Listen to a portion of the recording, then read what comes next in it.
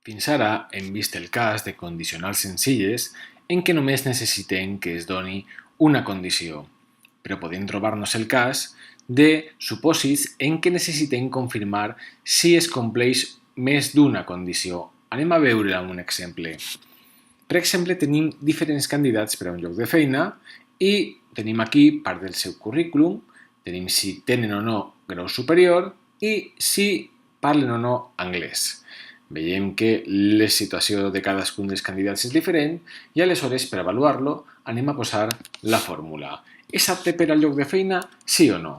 Comencem com sempre amb un igual, posem l'if i diguem necessitem tant que tingui el títol de grau superior com que parli anglès. Aleshores, la condició és doble i hem de posar and, totes dues. Que aquesta cel·la sigui sí, l'hem d'escriure exactament igual que està, i que aquesta cel·la sigui sí. Si es donen les dues condicions, and, la una i l'altra, aleshores podrem considerar-lo apte. I si no es donen, aleshores serà no apte. Tanquem el parèntesi i veiem que aquest té el grau superior i parla anglès, és apte.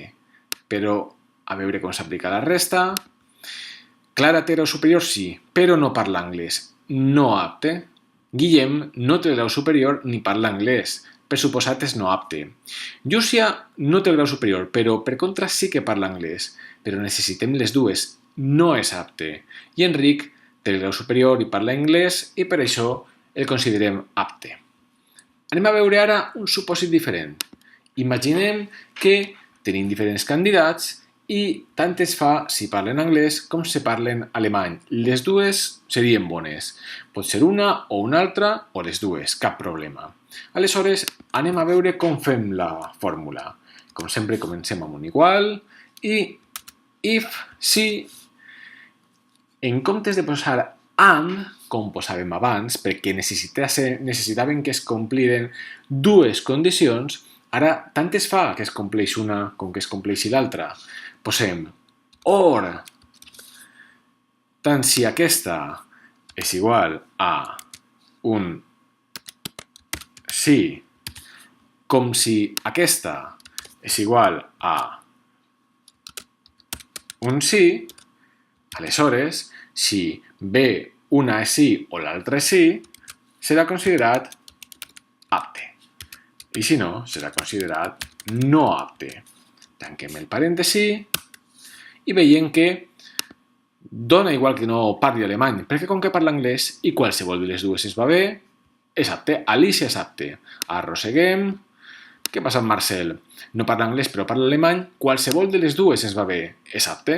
Beatriu no parla anglès ni parla alemany, aleshores, com no compleix ni una condició ni l'altra, no és apte. Raquel parla anglès i parla alemany, no passa res, compleix les dues, amb una ja bastava, però com que té les dues, millor encara, però és apte igual que la resta dels seus companys. I Mateu, per altra banda, parla anglès però no parla alemany, no passa res, aunque parli una de les dues llengües, ja podem considerar-lo apte.